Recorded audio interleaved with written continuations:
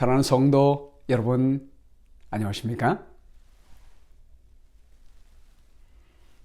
기쁘고 복된 안식일을 시작하는 이 시간에 주님 앞에 나오신 여러분들을 진심으로 환영합니다.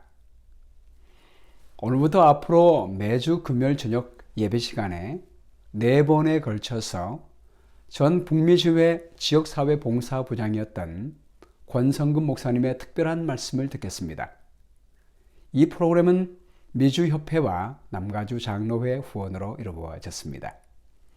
오늘은 첫 번째 시간으로 질문이 바뀌어야 합니다 라는 제목으로 말씀을 선포합니다. 먼저 찬미가 224장 내가 매일 기쁘게 다 함께 부르시고 장태호 장로님이 기도하겠습니다.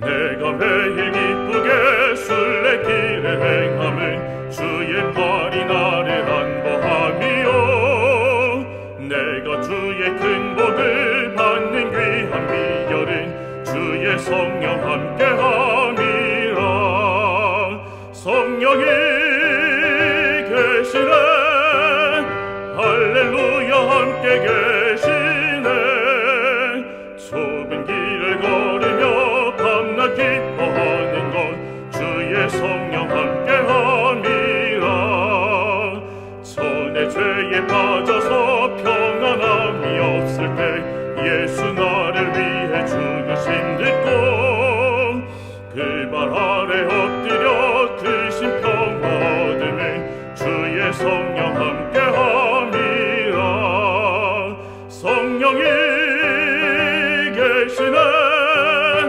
할렐루야 함께 계시네 좁은 길을 걸으며 밤낮 기뻐하는 것 주의 성령 함께함이라 나의 모든 염려를 주가 모두 아시니 나는 숲의 새와 같이 즐겁네 주의 안에 내 영혼 크게 만족 얻음은 주의 성령 함께함이라 성령이 계시네 할렐루야 함께 계시네 좁은 길을 걸으며 밤낮 기뻐하는 것 주의 성령 함께함이라 세상 모든 정욕과 쓸데없는 욕망은 오래전에 벌써 내어버렸네 이젠 주의 가신 길 따라갈 수 있음은 주의 성령 함께함이라 성령이 계시네 할렐루야 함께 계시네 좁은 길을 걸으며 밤낮 기뻐하는 것 주의 성령 함께함이라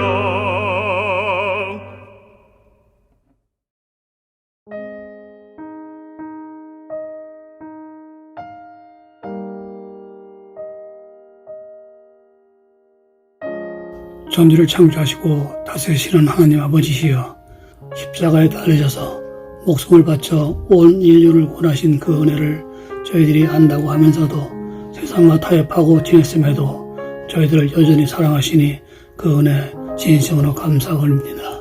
인간의 욕심으로 인하여 기승을 부리던 코로나 팬데믹이 이제 수그러지게 하여 주시고 저희 교회 성도들을 건강하게 지켜주시니 그 은혜 또한 감사드립니다. 이제 곧 저희 교회가 정식으로 교회에서 예배를 드리고 활동을 할 때에 그동안 하지 못했던 교회의 여러 사업이 다시 진행될 때에 주님의 성령이 함께 하셔서 주님의 뜻대로 많은 씨를 뿌리고 풍성한 결실을 맺도록 함께 하여 주시옵소서. 저희 교회에 나이 많으신 어르신들에게 함께 하셔서 이들이 건강한 가운데 교회에 출석할 수 있도록 하여 주시고 현재 질병이나 고생하시는 분들에게도 함께 하셔서 고통에서 벗어나고 건강한 가운데 활동할 수 있도록 성령께서 함께해 주시옵소서. 지금 저희 교회에서 건강유리 및 천연치료 세미나를 진행 중에 있습니다. 많은 구도자들이 이 세미나에 참석을 하고 있습니다. 주님께서 이들에게 함께 하셔서 건강을 회복하는 치료의 역사를 이루고 주님이 함께 하신다는 것을 체험할 수 있도록 함께 하여 주시옵고, 우리 교회들이 먼저 이 세미나에 많이 참석을 하여 변화되는 경험을 할 수 있도록 함께 하여 주시옵소서. 이 시간에 주님이 사랑하시고 쓰시는 권성구 목사님이 주님의 말씀을 대언하실 때에 성령이 함께 하셔서 듣는 저희들이 감으로써 주님의 말씀을 받아들이고 변화할 수 있도록 함께하여 주시옵소서. 주 예수님의 이름으로 간절히 기도드리옵나이다. 아멘.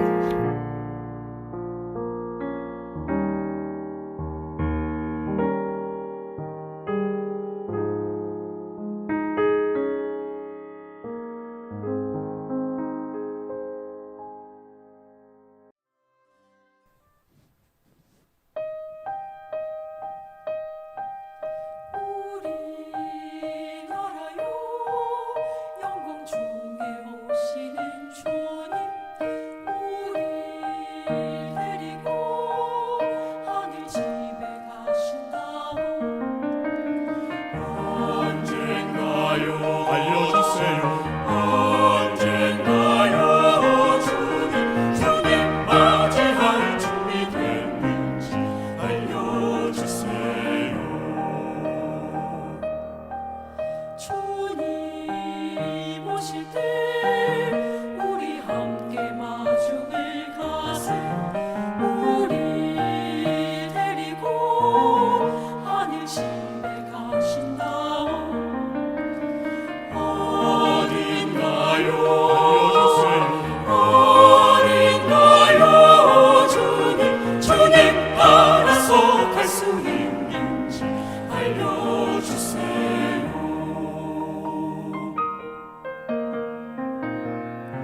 왠진 몰라도 주님께서 이곳에 오셔 우리 데리고 하늘 집에 가신다오. 왜 오실까 알려주세요. 왜 오실까오 주님 행복 넘치게 살 수 있는지, 주님 따라서 갈 수 있는지, 주님 맞이할 준비됐는지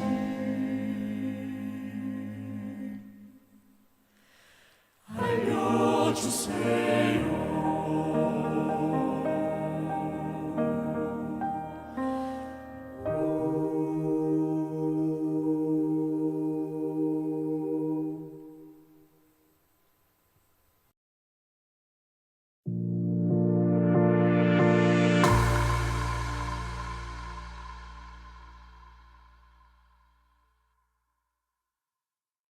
안녕하세요. 주님의 이름으로 문안드립니다. 먼저 이런 귀중한 시간을 허락하신 하나님과 북미주 교회 협회, 그리고 남가주 영납 장로회 지도자 모든 분들께 감사드립니다. 저보다 참으로 훌륭하신 많은 선배 목사님들과 이 교수님들이 계신데 저에게 이 과분한 시간을 허락하셔서 정말 송구스럽고 부담이 많이 됩니다. 이 요청을 받고 기도하면서 하나님께 제가 정말 온전히 이 강의 준비에 집중할 수 있도록 제 생각을 주관하여 주세요라고 기도했더니 지난 4월 29일 북미 지회 총회에서 지난 20년 동안 봉사한 지역사회봉사 부장으로서의 직분에 다시 재선되지 않았습니다. 그래서 5월 한 달간 다른 일을 하지 않고 열심히 강의 준비를 할 수 있었습니다. 그래서 우린 기도할 때 구체적으로 해야 한다는 생각을 하게 됐습니다. 이 데살로니가 5장에 그런 말씀 있죠? 항상 기뻐하라, 쉬지 말고 기도하라, 범사에 감사하라. 이는 그리스도 예수 안에서 너를 향하신 하나님의 뜻이라. 항상 저희는 감사하며 살아야겠습니다. 그렇죠? 혹시 저에 대해 잘 모르는 분들을 위해서 간단히 말씀드리면 저는 1982년에 이민을 와서 1991년 워싱턴 스펜서빌 교회에서 목회하시던 양완주 목사님으로부터 성경 공부하고 침례를 받았습니다. 그래서 이 성경 공부를 하는 과정에서 하나님의 부르심을 깨닫고 신학을 공부하고 졸업 후에 1993년부터 2001년까지 데이튼 오하이오에 있는 Good Neighbor House, 좋은 이웃의 집이라는 우리 재림교회의 사회복지기관에서 부장으로 8년간 근무하였습니다. 그래서 2001년부터 북미 GA에 부름을 받아서 지난 4월 29일까지 20년 동안이나 이 지역사회봉사 부장으로 근무하였습니다. 참 좋으신 하나님입니다. 그렇죠? 예, 전 이 과정 속에서 미가서 6장 8절 여호와께서 우리에게 구하시는 것이 오직 공의를 행하며 인자를 사랑하며 겸손히 내 하나님과 함께 행하는 것이 아닌가라는 이 말씀의 의미와 중요성을 조금이나마 이해할 수 있는 이 경험을 하게 하신 하나님께 참으로 감사드립니다. 이번 강의의 총 주제는 질문을 바꾸면 세상이 바뀐다입니다. 제 강의의 결론부터 말씀드리고 시작하면 제 소견은 이렇습니다. 저희가 질문이 바뀌면 우리의 생각이 바뀝니다. 생각이 바뀌면 저희의 방법이, 선교 방법이 바뀝니다. 그리고 다른 결과를 가져올 수 있다는 소견입니다. 그래서 질문이 바뀌어야 이 세상을 바꿀 수 있기 때문입니다. 1985년부터 2010년까지 아주 왕성히 승승장구했던 이 블록버스터 기업체 생각나십니까? 미국에서 정말 가장 큰 영화 대여 사업을 하던 기업이었습니다.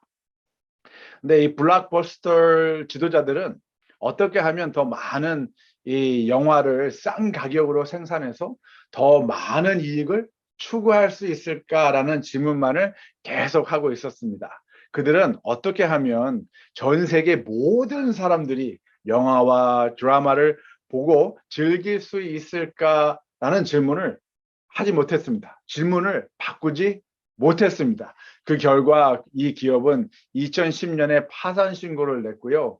그래서 이 질문을 바꾼 업체가 넷플릭스입니다. 그렇죠. 저희들 다 많이 아실 거예요. 그래서 이 기업은 2021년에 그들의 순자산이 5.8 빌리언 달러가 됐습니다. 예. 결론적으로 저는 이렇게 생각합니다. 고정된 생각으로 인해 또는 변화하는 사회와 시장을 제대로 인식하지 못하고 혁신으로 인해 발생한 시장 변화에 반응하지 않는 회사는 창의력 기회를 놓치는 경향이 있습니다. 변화가 산업의 근본적인 비즈니스 모델이 바뀔 만큼 충분히 크다면 이 오래된 학교와 같은 회사는 시장 점유율을 잃고 궁극적으로 파산할 위험에 처해 있습니다. 라고 말입니다.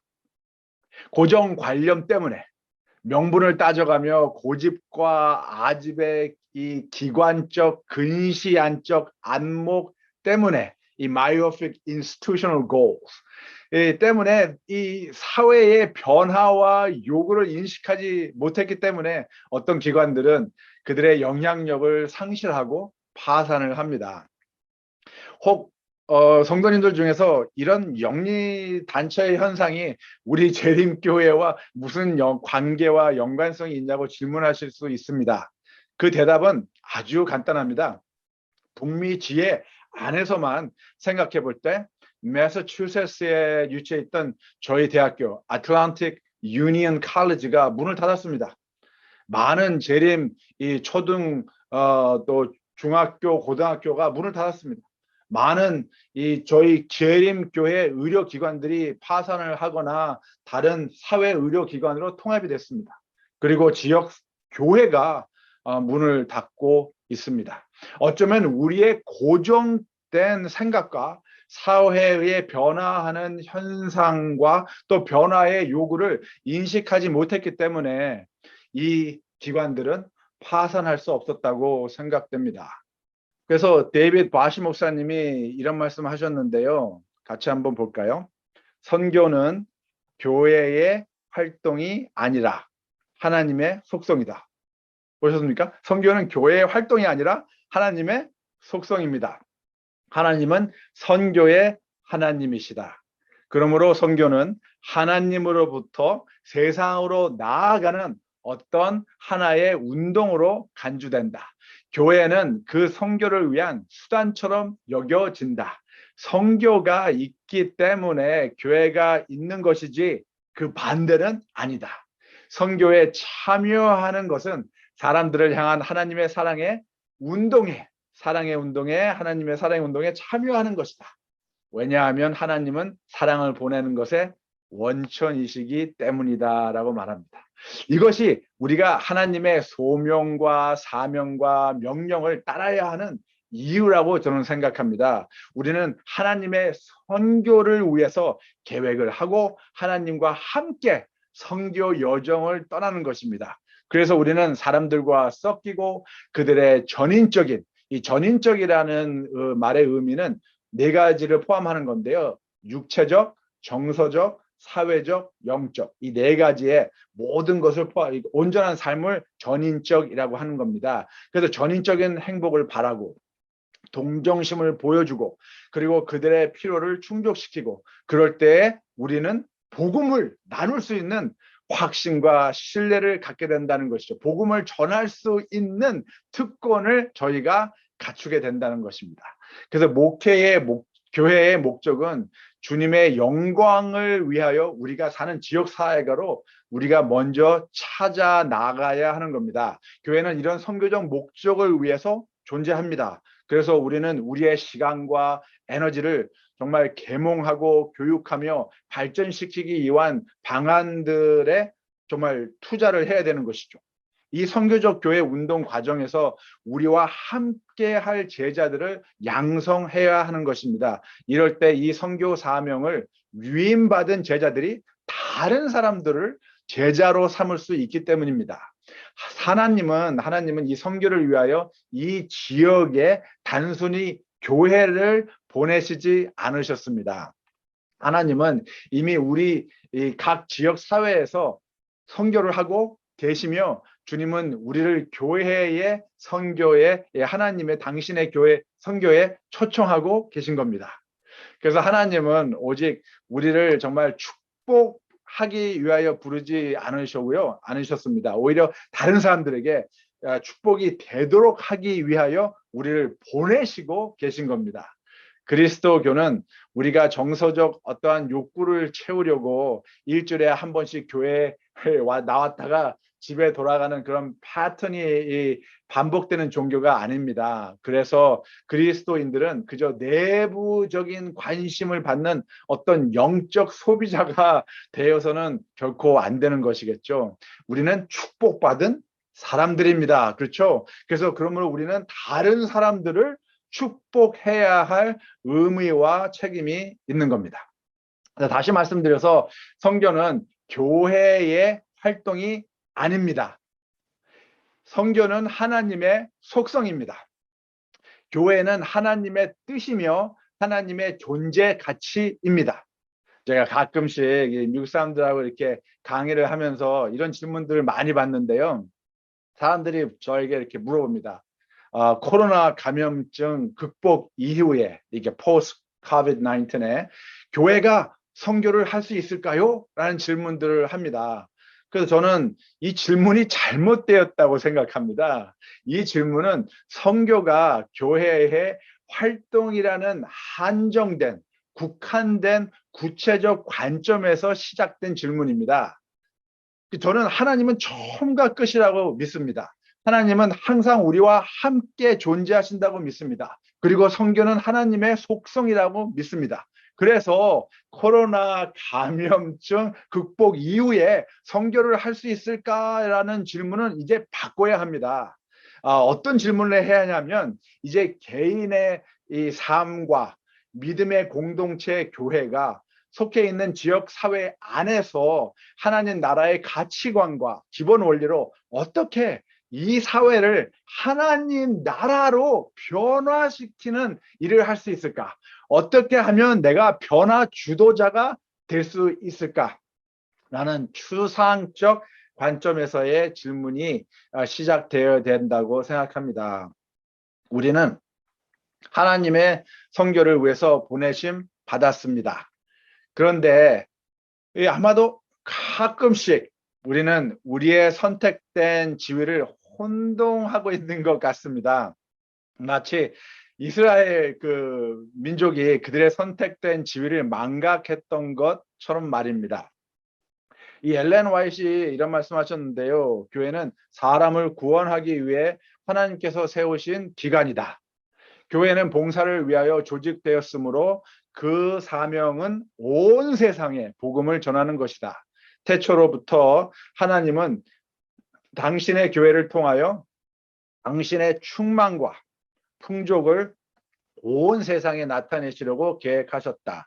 하나님께서 어두움에서 불러내어 그의 기이한 빛 가운데 들어가게 하신 교인들은 하나님의 영광을 나타내야 한다라고 말씀하셨습니다. 그래서 교회의 존재 가치는 이 전인적 사회 봉사와 통전적 사회 활동을 위해서 조직되어진 것이라고 생각됩니다. 쉽게 얘기해서 사회 봉사는 배고픈 사람들에게 음식을 나눠주는 것을 사회 봉사라고 합니다. 사회 활동은 배고픈 사람들에게 음식을 나눠주는 것이 아니라 그 빈곤을 퇴치하는 것을 말하는 것이죠. 그러니까 사회 봉사는 빈곤 없는 세상을 만들어가는 일입니다. 이 빈곤한 사람들이 보다 적극적으로 빈곤을 극복할 수 있는 힘을 지니게 도와주고 빈곤을 해결할 수 있도록 하는 것 또한 교회의 사명이라는 것이죠. 그렇기 때문에 교회는 매주마다 이렇게 모여서 행하는 종교적 프로그램이 되어서는 결코 안 되는 것입니다. 교회는 우리의 삶을 통해서 하나님께서 왜 우리들에게 먼저 다가오셨는지에 대한 표현이어야만 합니다. 지역 사회의 사람들이 저희를 보고 느낄 수 있는 실질적인 하나님 선교의 표현이어야 합니다. 그래서 우리는 이 주님의 기이한 빛 가운데 그저 머물러만 있을 수는 없는 것이에요. 우리는 다시 사회로 향해서 변혁자로서 변화 주도자로서 존재하여야 합니다. 우리는 세상의 소금과 빛이 되도록 하나님의 선택을 받았습니다. 그렇죠? 그래서 교회가 위치한 지역 사회의 소금과 빛으로 존재해야만 합니다. 크리스토퍼 라이시 목사님이 이런 말씀하셨는데요. 참 재밌습니다. 선교는 우리의 것이 아니다. 선교는 우리의 것이 아니다. 선교는 누구의 것입니까? 하나님의 것이다. 분명히 하나님의 선교 사명은 우리가 관여하는 선교를 통해 흘러나가는 선행 실체이어야 한다. 다시 말하면 하나님이 세상에서 그분의 교회를 위한 사명을 갖고 계시지는 않았지만 하나님은 세상에서 하나님의 선교 사명을 위한 교회를 갖고 계신다. 선교는 교회를 위해 만들어지지 않았다. 교회가 선교를 위해서 만들어졌다. 누구의 선교를 위해서요? 하나님의 선교를 위해서입니다. 선교는 교회를 위해서 만들어진 게 아니라 교회가 선교를 위해서 하나님의 선교를 위해서 만들어진 겁니다. 그래서 이 교회는 장소와 시간에만 국한된 존재 가치가 되어서는 결코 안 된다는 것이죠. 제가 하와이에 출장을 갔다가 하와이 저희 재림교회 목회하고 계신 고영 목사님 교회를 방문했습니다. 그리고 아주 참 좋은 대화도 나누고 교훈을 또 받고 왔는데요. 고영 목사님께서 이런 말씀을 해주셨어요. 교회의 역할이 두 가지가 있는데 하나는 뭉치는 교회의 역할이 있고 또 하나는 흩어지는 교회의 역할이 있다라고 말씀해 주셨습니다. 그렇죠. 교회는 한 무리로서 뭉쳐서 해야 할 일이 있고 또 개인적으로 흩어져서 해야 할 일이 있는 겁니다. 그래서 저는 추상적인 관점에서 실체적인 교회의 존재 가치는 예배 후에 시작된다고 생각해요. 예배가 끝난 후에 이 실제적인 교회의 존재 가치는 시작된다고 생각합니다. 어떻게 해요? 각 교인들을 통해서 흩어진 교회, 통해서 그들의 가정에서 이웃에서 살아있는 교회로 존재하는 것입니다. 그래서 이것이 바로 doing church와 being church의 다른 가치관을 성립하는 과제인 것입니다. 근데 이 간혹 말입니다. 우리는 이 매력적인 교회가 되기를 선호합니다. 이 attractional church라고 하는 건데요. 이 단면적으로 이 와서 보라 라는 이런 어떤 수동적 메시지를 가지는 교회들을 얘기하는 겁니다. 그래서 그러한 그 교회들은 그들이 가장 중요하게 생각하는 것, 가장 관심을 갖는 것은 무엇일 것 같으세요? 예, 맞습니다.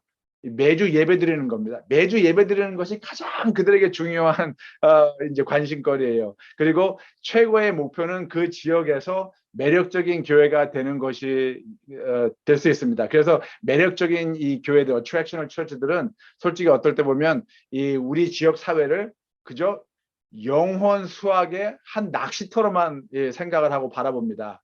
이 매력적인 교회들은 사람을 볼 때 이 정말 소중한 영혼에 하나님께 속한 영혼은 이 소중한 영혼으로 바라보지 않고 그냥 구도자 자격으로 있나 없나를 따지면서 다가갑니다. 왜냐하면 우리는 단지 교회의 내적 성장에만 관심이 있기 때문입니다. 그래서 우리는 어떻게 하면 이 지역 사회에서 최고의 교회가 될 수 있습니까? 라는 질문을 하고 있는 건데요. 이 질문을 바꿔야 한다는 것이죠. 이 postmodernism 과 또 후기 기독교 시대, 포스트 크리스천즘이라고 하는 이 세대는 저희가 이제 개념화 시대라고 합니다. Age of Conceptualization. 그래서 이 개념화 시대는 이 attractional 교회보다는 missional church, 선교적 교회를 선호합니다. 이 시대의 사람들은 그들의 삶의 의미를 찾는 것이 모든 사람들이 공통적으로 중요시하는 것이라고 생각하고요. 그래서 감정과 공감대를 그 중요한 과제에 함께 형성하며 또 사회에 영향을 주려고 합니다. 그래서 이 개념화 시대의 사람들은 공공기관이나 민간, 종교 그리고 모든 이 상생 이 관계에서 함께 일하는 것을 선호합니다. 사회 공동체 참여의 소망을 교회로부터 요구하고 있습니다. 예. 자, 이제 하나님의 선교 사명을 더 구체적으로 이해하기 위해서 다른 것들에서 한번 연구해 보도록 하겠습니다. 저는 이 추상적인 관점에서 기독교는 하나님과 함께하는 여정이라고 생각합니다. 그런데 불행하게도 어떤 하나님의 백성들은 그 여정을 확실히 이해하지 못하는 경우가 있는 것 같아요. 누가복음 17장에 보시면 바리새인들이 예수께 와서 질문을 합니다. 하나님의 나라가 언제, 어느 때 임할 것인가를 이제 묻습니다. 근데 예수님은 이 질문의 답변이 초점이 어디에 있어요? 어느 때가 아니라 하나님의 나라가 오늘 어디에 있느냐고 반문하고 계신 거예요. 예, 보십시오. 바리새인들이 하나님의 나라가 어느 때에 임하기를 묻거늘 예수께서 대답하여 이르시되 하나님의 나라는 볼 수 있게 임하는 것이 아니요라고 하셨어요. 영어로 하면 좀 쉽게 느껴지는데요. The coming of kingdom of God is not something that can be observed. 그러니까 저희가 이렇게 careful observation 뭐를 통해서 자세한 연구를 통해서 하나님 나라가 가까이 왔다 뭐 이렇게 할 수 있는 것이 아니라는 겁니다. 또 여기 있다 저기 있다고도 못하리니 하나님의 나라는 어디에 있다고요? 너희 안에 있느냐. 그래서 엔토스라는 단어를 사용하셨는데 이 엔토스라는 단어가 참 재밌는 단어입니다. 첫째, 간단하게 얘기해서 예수님께서는 당신 자신과 제자들 그리고 예수님을 믿는 모든 사람들을 두고 하신 말씀이에요. 이 엔토스라는 단어는 예수께서 당신이 하나님 나라의 왕이라고 말씀하시는 겁니다. I am the king of the kingdom of God. 이렇게 말씀하시는 거예요. 또한 예수님이 또 존재하시는 시간과 공간 모두 하나님 나라의 영역이라는 말씀을 하고 계신 겁니다.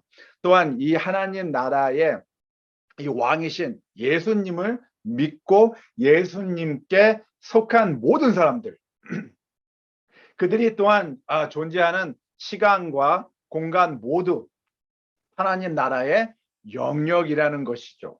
그래서 하나님 나라는 주님의 제자된 우리의 삶 속에서 존재하여야만 하는 것입니다. 우리의 삶이 예수 그리스도에게 속한 삶을 살아가기 때문에 우리의 가정과 사회가, 우리의 직장과 학교가 하나님 나라를 증거하고 있어야 하는 것입니다. 그래서 초점은 하나님 나라가 구체적 관점으로 언제 임하실 것인가가 아니라 추상적 관점에서 하나님 나라가 오늘날 어디에 존재하고 있는가여야 하는 것입니다. 우리가 개인적으로 그리고 교회에서 집단적으로 충실하게 존재한 결과로 인해서 우리는 이 세상에 하나님 나라의 일원으로서 우리 지역 사회의 변화를 가져와야만 하는 것이죠. 우리는 하나님 나라의 가치관과 기본 원리를 가르치는데 실천하는데 초점을 맞춰야 합니다. 그래서 언제라는 질문은 이제 바뀌어야 합니다. 초점은 언제가 아니라 어디에, 하나님 나라가 어디에라는 질문으로 바꿔야만 합니다. 우리는 우리 가정에서, 학교에서, 직장에서, 그리고 우리가 속한 지역 사회에서 매일 선교사입니다. 나이와 성별과 경험과 재정과 교육과 모든 삶에서의 상황을 막론하고 우리 모두는 하나님의 선교를 이행하는 하나님의 선교사인 것입니다. 그 사신이에요. ambassador, representative. 그래서 우리의 선교사로서의 첫 역할은 이사야 58장 12절에 여기 수보자라고 나와 있는데요. 바로 우리의 역할이 수보자인 것입니다.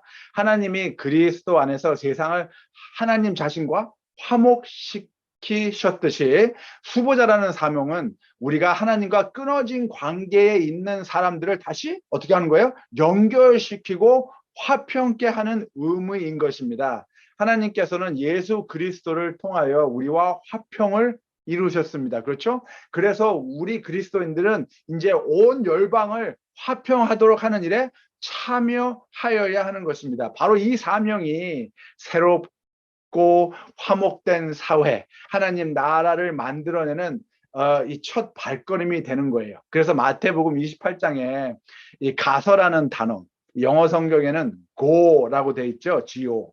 이것이 어떤 의미냐면 매일의 삶 속에서 직장을 가면서 학교를 가면서 이웃과 대화하면서 마켓에서, 그러니까 직장에서나 학교에서나 마켓에서 어디에서 from everywhere to everywhere, 일상생활에서 as you go about 선교사로 존재하여야 한다는 걸 말씀하시고 계신 거예요.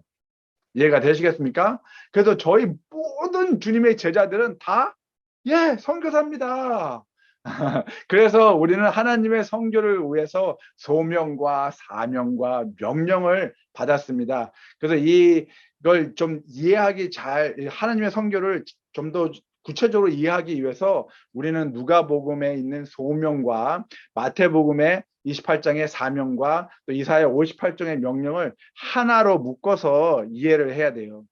그래야 하나님의 선교를 제대로 이해를 할 수가 있습니다. 그저 그냥 마태복음 28장만 이렇게 하나 띄워가지고 Great Commission 해가지고선 이 이야기를 하면 전체적인 이해가 부족하게 됩니다.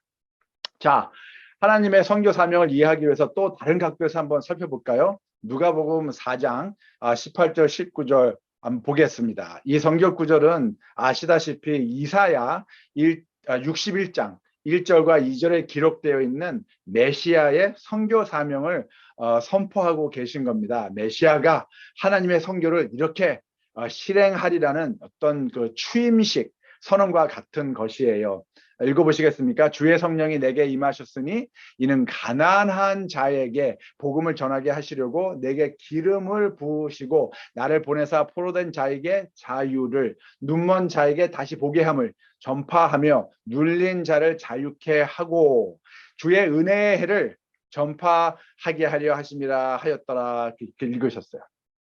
자, 그래서 자세히 이렇게 이 말씀을 보시면 하나님의 선교 사명은 다음 세 가지의 중요점으로 이해할 수 있습니다. 첫째, 이 구원의 기쁜 소식을 선포하시는 하나님, 하나님의 사랑을 실천하시는 모습, 또 이 관계의 이 회복적 정의, 개인적 사회적 정의를 위한 하나님의 공의의 약속과 실천을 저희가 이 세 가지 중요점으로 이해할 수 있습니다. 뭐 다들 이해하시겠지만 중간은 하나님의 사랑을 실행하는 것은 물론 뭐 어려움이 없을 거예요. 근데 첫 번째와 세 번째는 제가 잠깐 짚고 넘어가기로 하겠습니다. 이 구원의 기쁜 소식을 가난한 자에게 복음을 선포한다. 거기서 많은 사람들이 혼동이 있어요. 그리고 또 이 세 번째, 주의 은혜에 대한 선포에 대한 이 이해가 조금 불명료합니다. 그래서 조금 시간을 쓰도록 하겠습니다. 자, 첫째, 이 메시아의 사명에 기록된 이 가난한 자에게 복음을 전한다. 이 가난이라는 단어는 성경에 한 2,000번 이상이나 사용됐는데요. 이 세 가지로 크게 나눠서 사용이 되었습니다. 세 가지 부류로. 그 첫 번째 부류는 거의 뭐 80%가 이 전인적 홀로스라고 하는 단어인데요. 이게 이렇게 아주 좀 전인적, 아까 제가 말씀드린 것처럼 육적, 정서적, 사회적, 영적 모든 면에서 온전치 못한 상태를 가난하다라고 얘기하는 겁니다.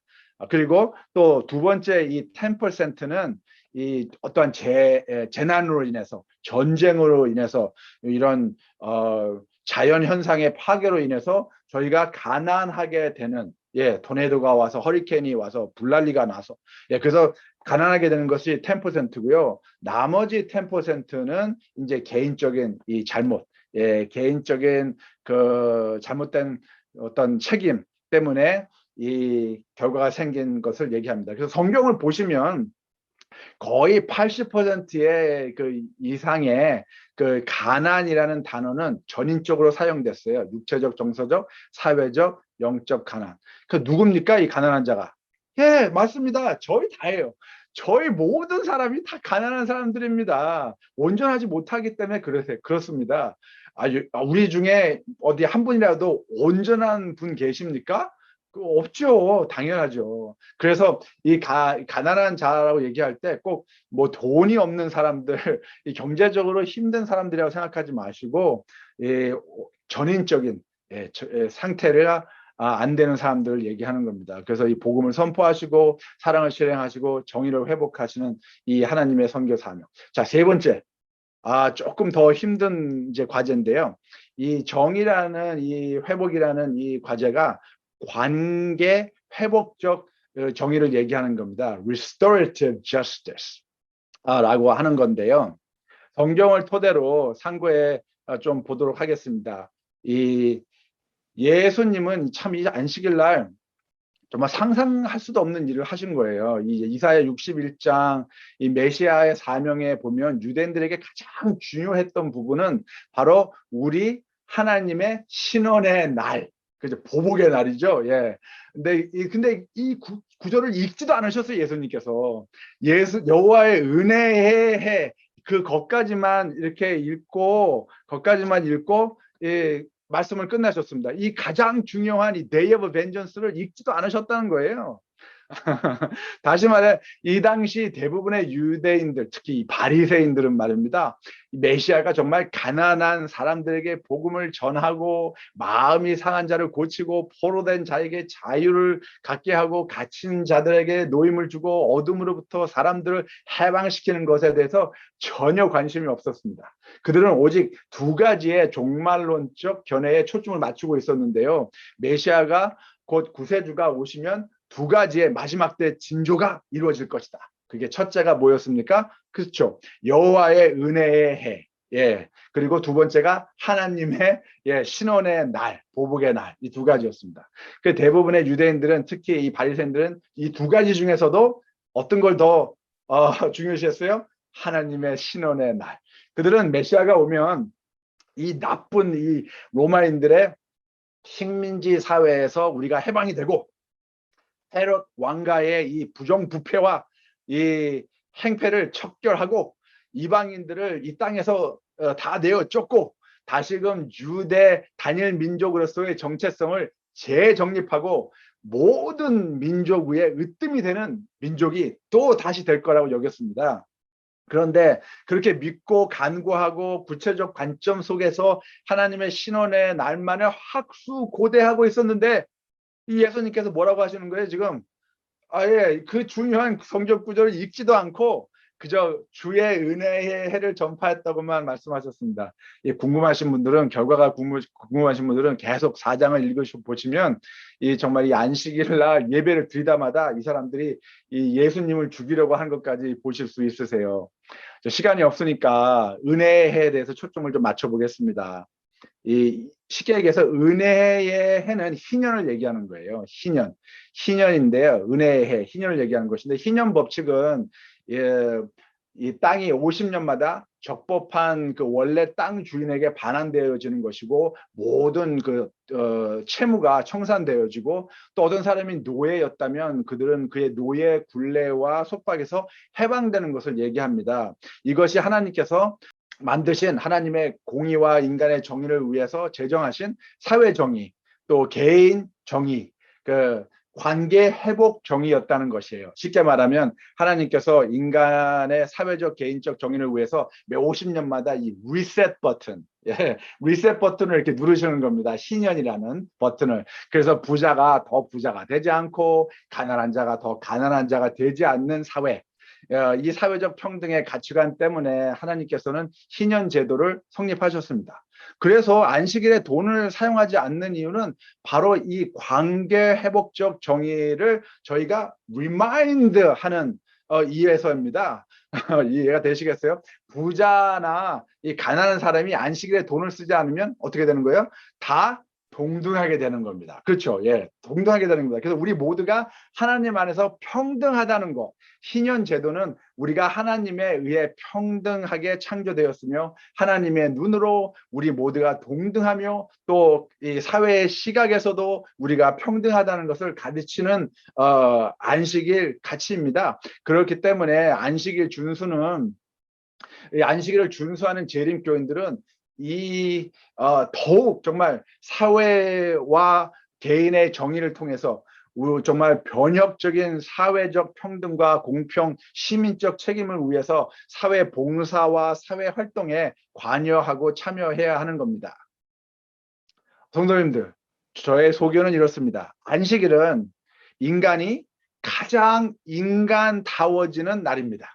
왜 그렇습니까? 안식일에 인간들은 하나님이 창조주이시며 모든 만물이 하나님에 의해 창조되었음을 인정하는 날이기 때문에 그렇습니다. 그래서 매주 안식일은 이 안식년과 희년 제도의 중요성을 상기시키는 날이 되어야 하는 것입니다.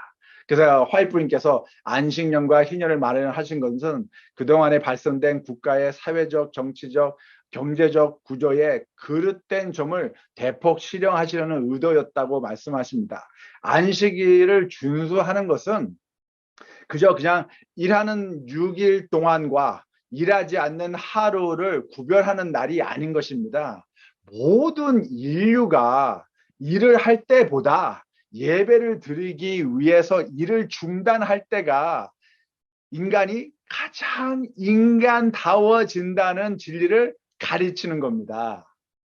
그래서 이 안식년과 희년의 제도는 모든 인류가 그저 땅에서 번성하고 땅을 정복하고 성공하려는 이 일에 정말 온전히 마음을 빼앗기지 않도록 보호하기 위해서 하나님께서 만든 제도입니다. 이 부귀영화를 위해서, 이 부귀영화가 꼭 그냥 인간의 삶의 무슨 전부인 것처럼 이 목적이 되어서 살아가는 사람들을 정말 이 미연에 방지하기 위해서 하나님께서 가르치신 이 가치관입니다.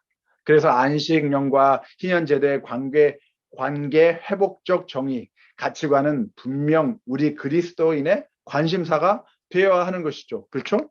그러나 이 구약 성경의 마지막 선지자 말라카이와 신약 성경의 첫 그 선지자 침례 요한, 이 사이에는 한 400여 년 동안의 이 공백이 있는데요. 근데 이 400년 동안에 여호와의 희년이 실천되지 않고 있었습니다. 이해가 되시겠어요? 그래서 하나님의 뜻을 준지선하지 않았다는 겁니다. 오히려 그들은 하나님의 율법을 그들 자신의 기호에 맞게 대처해 버렸습니다. 예, 그들은 하나님의 뜻을 이루는 대신에 안식일을 거룩히 지키는 뭐 이 600여 개가 넘는 규칙과 규정을 만들어 가지고 자신들의 생각과 방법으로 만들어 가지고 사람들에게 가리키고 그것을 지키게 요구를 했어요. 하나님의 뜻을 그들의 의견과 욕구로 바꾸어 놓은 것입니다. 그래서 400년 동안 그들이 만들어 놓은 이 자신들의 희망신학, 이 자신들의 종말론을 발전시키려고 노력을 했고, 그래서 그 과정 속에서 메시아가 오면 이 400년 동안 행하지 않았던 희년이 현실이 될 것이다. 그것이 마지막 때의 증거 중에 하나일 것이다 라는 교육을 하기 시작한 겁니다. 그래서 화이트님께서 뭐라고 하시냐면, 하나님이 세우신 법규는 사회적 평등을 유지하도록 개혁되었다. 교회의 중대한 임무 중에 하나는 사람들을 계몽시키는 일입니다. 그렇죠? 이 계획을 위해서 사람이 계몽이 되면 사회 구조가 개혁이 됩니다. 그래서 계몽과 개혁이 이루어지면 이 세상을 어떻게 할 수 있어요? 개화할 수 있는 겁니다. 하나님의 나라의 가치관으로 말입니다. 그래서 이 관계 회복적 정의의 바른 이해는 참으로 중요해요. 이 히브리 문화, 구약을 보시면 이 공의와 하나님의 영역, 공의와 개인의 우리 인간의 영역, 정의가 이게 두 개가 나눠져 있었습니다. 두 가지 단어로. 근데 이제 신약 성경에 보시면 이게 하나로 되어 있어요. 예수님께서 이 두 가지 공의와 이 정의를 하나로 만드셨습니다. 또한 이 정의라는 단어가 이 righteousness, 의라는 단어와 동일한 단어가 되었습니다. 그래서 로마서에 보시면 뭐 믿음으로 말미암는 의라는 그 의라는 단어들이 많이 나오잖아요. 그 의라는 단어가 정의라는 단어와 똑같은 단어예요. 예, 이해가 되시겠어요? 그래서 저 잠깐 좀 보고 넘어가겠습니다. 중요한 거라. 이 아브라함과 사라의 이 사이에서 궁극적으로 세 가지 종교가 형성되었습니다. 이슬람교, 유대교, 기독교. 그렇죠? 결과적으로 이 두 분 때문에 이 온 세상이 이렇게 시끄럽습니다. 제가 하늘나라에 가면 왜 그렇게까지 했냐고 제가 아마 따져볼 생각인데요. 이 중에서 이 이슬람교와 유대교는 이 응보적 정의를 중요시하였습니다.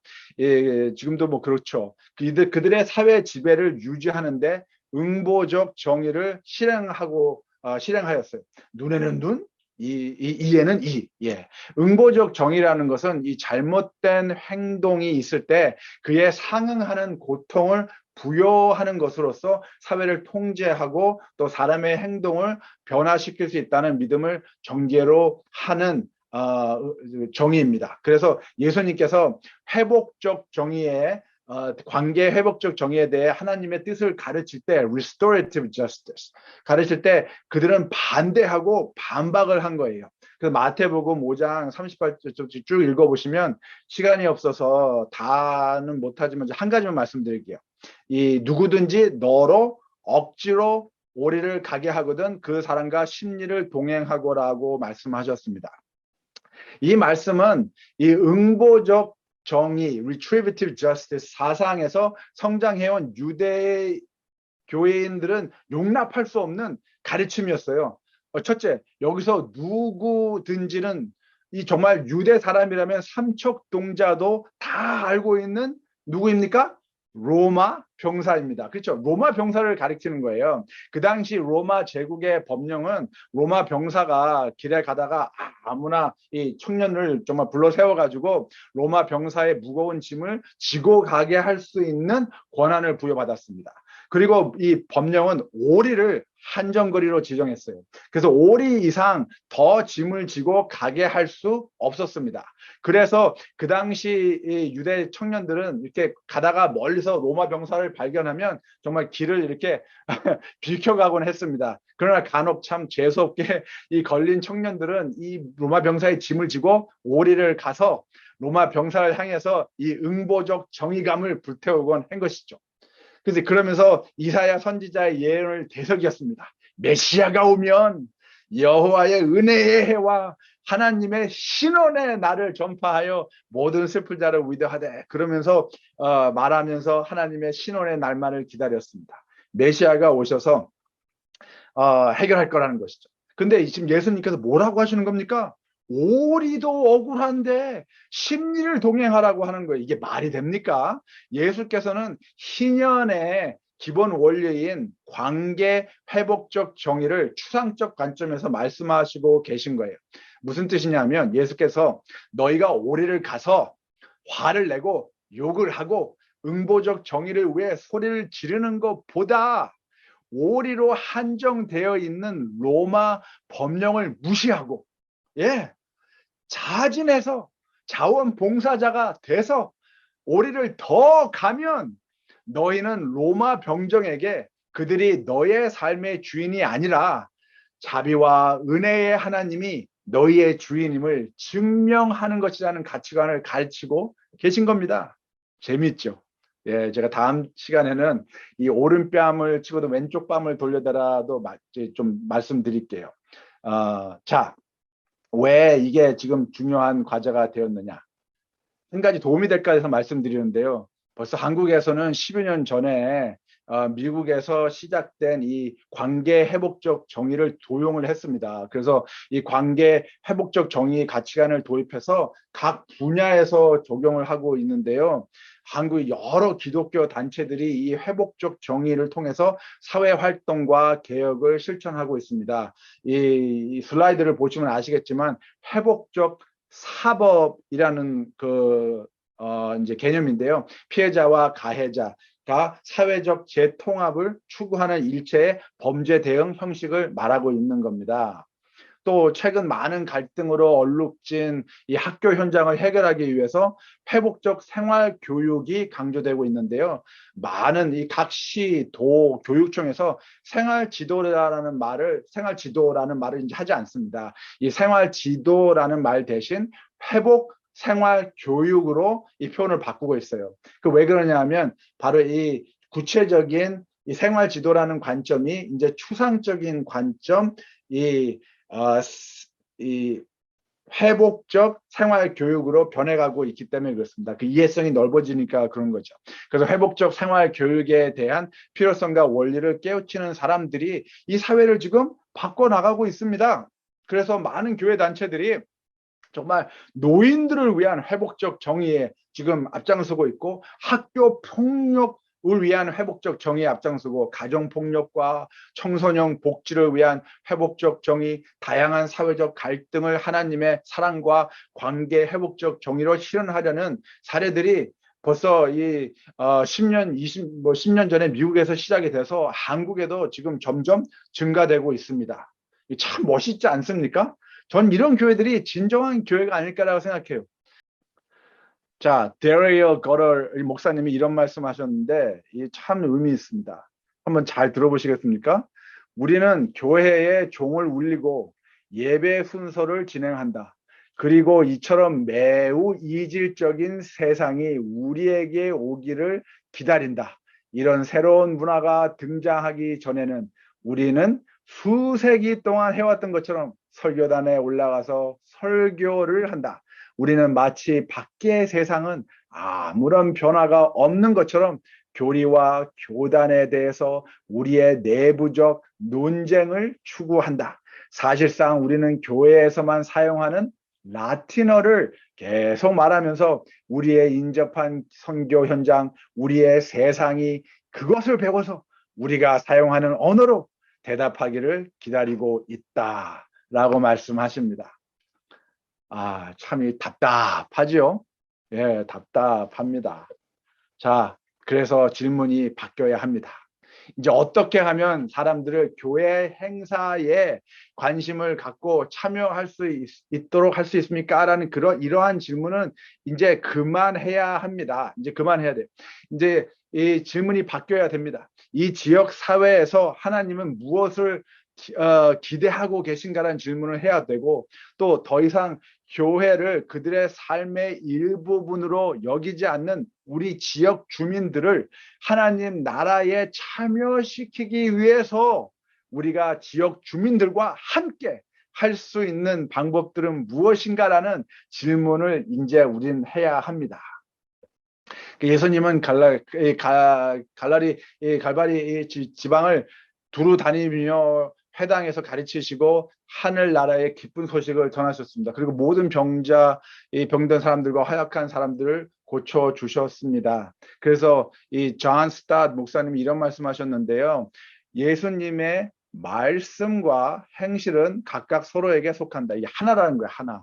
말씀은 행실을 해석하고 행실은 말씀을 구현한다. 그렇죠? 그래서 이 천국 복음은 전하는 것뿐이 아니라 눈에 보이는 하나님 나라의 표징들을 실행하셨다라고 말씀하십니다. 말씀과 행실이 하나됨을 강조하고 있는 겁니다. 사람들이 천국 복음을 말로서만 듣는 게 아니라 우리의 삶을 통해서 눈으로 봐야 한다는 것이죠. 그래서 인자가 온 것은 섬김을 받으려 함이 아니라 도리어 섬기려 하고 자기 목숨을 많은 사람들의 대속물로 주려 함이라. 섬긴다는 사람의 그 자세는 바로 이 경청으로부터 시작되는 거예요. 사회의 고통의 목소리에 귀 기울일 때 섬김의 첫 발자국은 시작되는 겁니다. 그래서 섬기는 사람이 그 주인을 섬기려면 그 주인의 음성에 요구에 경청해야 되잖아요. 그렇죠? 그러니까 우리는 사회에 저희가 귀 기울여야만 합니다. 존 웨슬리 목사님이 이런 말씀하셨는데요. 사회적 정의를 위한 부흥운동은 신약 윤리의 중심적 근본 원리들을 조명하고 하나님이 진정 아버지시며 사람들을 진정한 형제라는 것을 생생하게 느끼게 해 주었으며 재산보다 인격이 먼저임을 지적하고 마음과 영과 생각이 모두 이 땅의 하나님의 의의 나라를 세우는데 향하게 했다라고 말씀하십니다. 하나님의 나라를 위해서 우리 모두의 마음과 영과 생각이 바뀌어야 한다는 것이죠. 그래서 이런 질문을 전 가끔 듣는데요. 만약 당신의 교회가 문을 닫았다면 지역 사회에 누군가가 이를 알아차릴 것입니까? 라는 질문을 사람들이 합니다. 저는 이 질문에 반문을 하는데 이렇게 반문합니다. 지역 사회에서 우리 교회가 문을 닫았다고 해서 신경을 쓰는 사람이 뭐 있을까요? 라고 말입니다.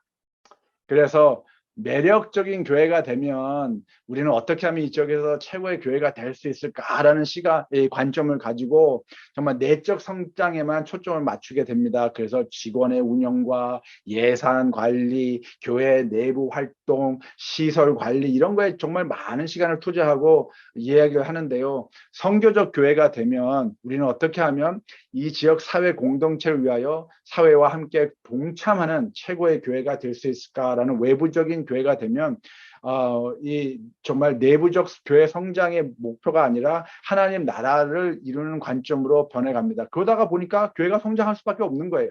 As a byproduct. 우리는 하나님 선교의 핵심 가치, 하나님의 비전, 하나님의 선교 사명을 이행하기 위해서 지역 사회와 협력하고 장기 지속 가능한 지역 사회 개발을 통한 전도에 초점을 맞춰야만 합니다. 그래서 교회 선교는 이제 질문을 바꿔야 돼요.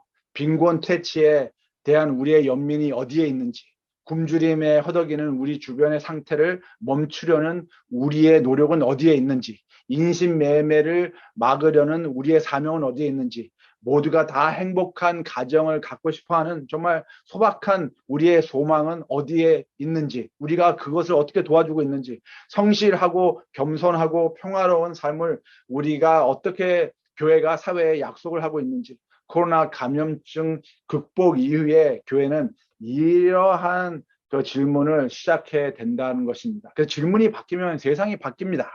그래서 이제는 당신의 교회는 얼마나 큰가요? 라는 질문은 그만해야 되죠.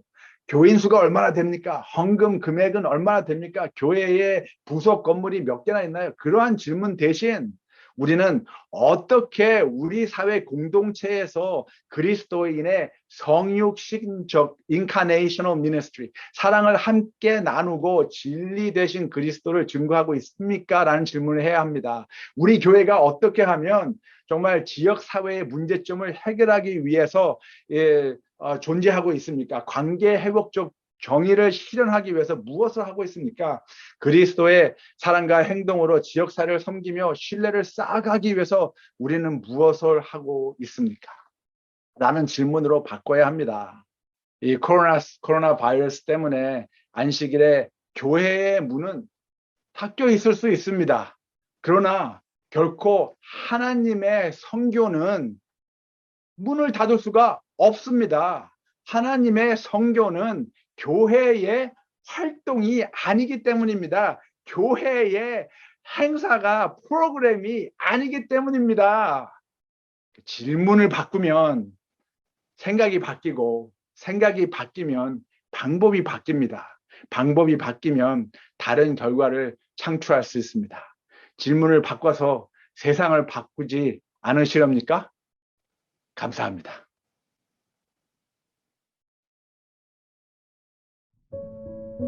하늘에 계신 아버지 하나님, 우리를 주님의 자녀 삼아 주시어 항상 동행하시며 필요한 모든 것을 주시고 늘 품 안에서 보호해 주시며 인도하여 주심을 감사드립니다. 질문이 바뀌면 세상이 바뀐다라는 제목으로 포스트 코로나 선교 세미나 잔치를 오늘 시작하였습니다. 이 세미나를 베풀어 주신 주님의 은혜를 감사드립니다. 북미주 및 세계 곳곳에서 이 세미나에 참석하는 모든 이들이 마음을 열어서 권 목사님을 통해 주께서 우리에게 주신 기별을 겸손히 듣고 배워 믿으며 삶에서 실천하여 효과적으로 선교할 수 있는 선교의 일꾼이 되기를 간구합니다. 코비드-19 팬데믹으로 인해 건강이나 재정의 어려움 또는 마음의 짐들로 인하여 아프고 외롭고 힘든 이들이 있습니다.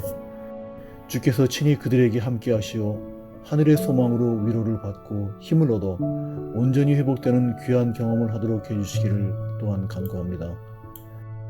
이 시간 내내 저희와 함께 해주심을 감사드립니다. 남은 세미나 기간도 성령님이 임재하심을 경험하며 특별한 깨우침이 있는 기간이 되게 하시기를 예수님의 이름으로 기도합니다.